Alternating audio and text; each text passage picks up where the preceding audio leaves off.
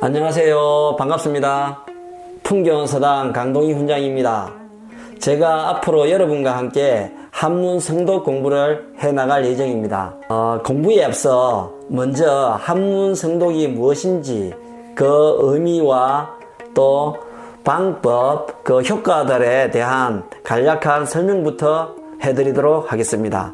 먼저 한문 성독이란 무엇인가? 즉, 이 성독이라는 용어 자체가 여러분들께서는 매우 생소하게 들리실 겁니다. 왜냐하면은 이 성독이라는 용어는 예전부터 널리 사용되었던 용어가 아니라 근래에 20년, 15년 전후에서 생긴 신조어라고 추측이 됩니다. 예전 어른들의 문집이라든지 말씀들을 살펴봐도 이 성독이라는 용어가 사용된 예를 찾아보기가 힘들어요. 그래도 굳이 성독이라고 하는 이 용어의 뜻을 풀이를 하자면 소리성 읽을독, 즉 소리내어 글을 읽는다는 출성독서의 줄임말이라고 볼 수 있습니다. 그리고 성독의 발생 원인과 또 형성 과정을 살펴보자면 발생 원인은 학습을 목적으로 한 자연스러운 발생이라고 볼 수 있지요. 왜냐하면 예전에 영어가 있었던 것도 아니고 한글이 있었던 것도 아니고 그래서 한문을 기본으로 공부를 해야 되는데 이 한문이라고 하는 것이 우리나라 말과 어순이 달라요. 그리고 기본적으로 알아야 될 글자가 너무 많아요. 그래서 처음 이 한문에 입문을 하는 사람들이 겪게 되는 가장 큰 고통이 많은 양을 외워야 된다는 거죠. 많은 양을 외워야 하다 보니까 쉴 틈이 없는 거예요. 그런데 예전 사람들이 공부할 환경이 넉넉하지 않았지요. 주경야독, 낮에는 밥 깔고 밤에는 글을 읽는다. 즉 낮에는 계속 일을 해야 돼요. 심지어 어린 아이들도 낮에 일을 했어요. 그래서 낮에 일하고 어느 세월에 밤에 공부를 합니까? 낮에 일할 때도 공부를 해야 되는 거예요.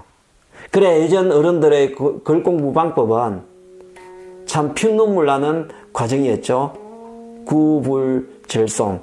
입으로는 글 읽는 소리가, 외우는 소리가 끊어지지 않는다. 수불석권. 손에서는 채권을 놓지 않는다.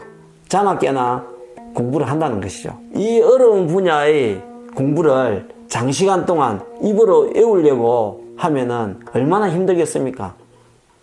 그래서 자연스럽게 이 지루함을 무마시키기 위해서 음률이 붙은 것 같아요. 자기가 일을 하면서 힘을 쓰면서 소리를 내려면은 그 호흡에 맞춰서 편안하고 자연스러운 소리가 나와야 되는 거죠.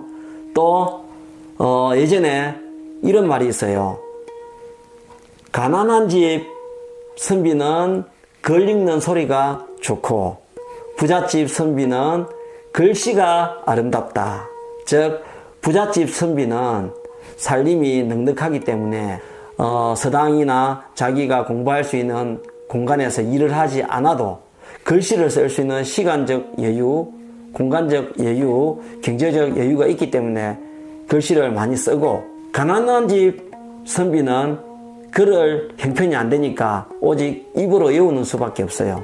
그래서 결국은 요즘 국악을 하시는 분들이 덕음의 경지라고 일컬는 소위 덕음의 경지가 선비들에게도 있는 것이에요. 성독에 있어서 덕음의 경지가 있는 것이죠. 이런 덕음의 경지에 오르는 방법, 즉 성독의 방법은 무엇인가? 첫 번째가 바른 자세입니다. 단정하게 앉아서 마음을 차분하게 가라앉히는 거죠. 단좌수심. 그리고 두 번째가 나지막한 목소리로 많이 외우는 거예요. 아까도 말씀드렸다시피 한문이라고 하는 분야는 많은 시간을 필요로 해요. 그 긴 시간 동안 공부를 하려면은 가난한 형편에 잘 먹지도 못했을 건데 큰 소리로 읽었다가는 아마 1시간도 못하고 지칠 거예요. 그래서 큰 소리로 읽으면 기운을 상한다 해서 오랫동안 공부를 하려면은 기운을 아껴라. 그래서 낮은 소리로 읽으라는 것이에요. 그리고 세 번째가 명기낭음, 즉 밝은 기운으로 낭낭하게 읊조리라는 뜻인데, 예전부터 가장 듣기 좋은 소리 세 가지 중에 하나가 어린 아이의 글 읽는 소리예요. 글은 밝은 기운으로 낭낭하게 읊조리면은 듣는 사람이 듣기 좋은 것은 말할 것도 없고, 읽는 사람의 자기의 기운 자체도 편안하고 안정된 기운이 형성되는 것이고, 그래서 밝은 소리로 낭낭하게 읊조려라 이렇게 말을 했던 것 같습니다. 네 번째가 기성자청이라고 볼 수 있어요. 즉 자기의 소리를 스스로 들으라. 몸기 소리성 스스로자 들을 청, 즉 자기에게 글을 읽어주기라고 볼 수 있어요.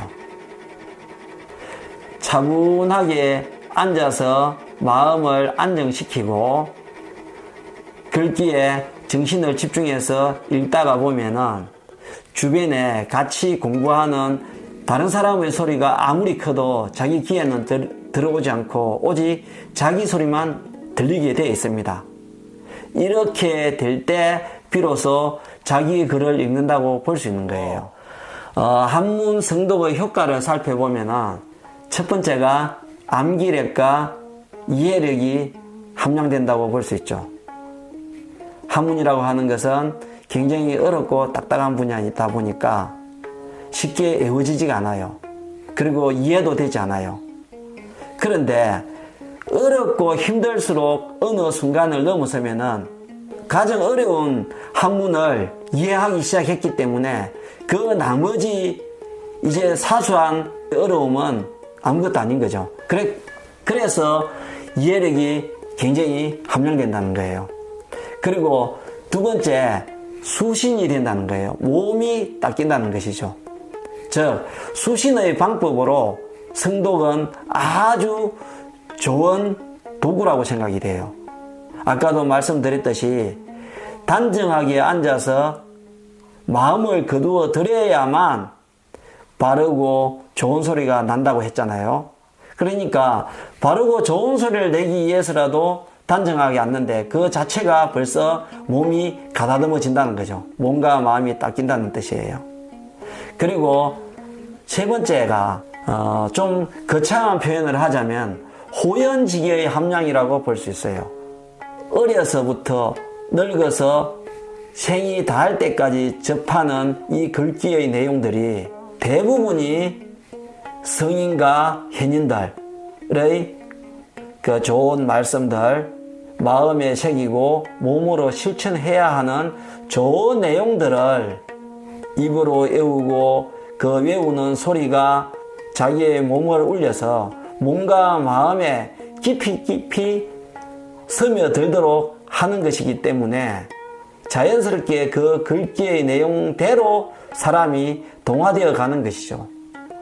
그래서 옛 선비들이 죽음도 두려워하지 않고 바른 말씀을 하시고 또 자기의 뜻을 주장을 할 수 있었던 것이죠. 앞으로 저와 함께 해야 될 시간이 약 10분 기준으로 100회 분량이 되지 않을까 예상되고 있습니다. 그 긴 시간 동안 공부를 할 분야는 한문 중에서도 먼저 명심보감으로 시작하고자 합니다. 그것이 대중에게 가장 많이 알려진 그리고 좀 근접하기 쉬운 글이 아닐까 생각되었습니다. 제가 역주를 한 자녀와 함께하는 세상에서 제일 쉬운 명심보감이라는 이 책을 교재로 삼아서 강의를 해 나갈 예정입니다. 제 영상에서는 사실 이 책에 실린 모든 문법이라든지 단어, 어휘의 설명이 다 나갈 수는 없습니다. 시간 관계상. 그 점은 너그러운 마음으로 이해해 주시기 바랍니다. 그리고 또 한 가지 당부드릴 것이 한문 성독을 처음 하시는 분은 힘들어요. 힘든 가장 큰 원인이 소리를 지른다는 것이 쑥스러워서 그래요. 그래서 제가 이 영상에서는 먼저 읽고 저희 서당 학동들이 반복할 때 여러분들께서도 학생들의 목소리에 맞춰서 읽어보시면은 그래도 처음 시작이 좀 편할 듯 합니다. 사실 그 형태는 서당에서 공부하는 그리고 아이들을 지도하는 전형적인 형태예요. 그러니까 여러분들도 용기를 내서 한번 저희 학생들과 함께 힘차게 따라 읽어보시기 바랍니다. 자, 그러면 다음 시간부터 시작해 보도록 하겠습니다.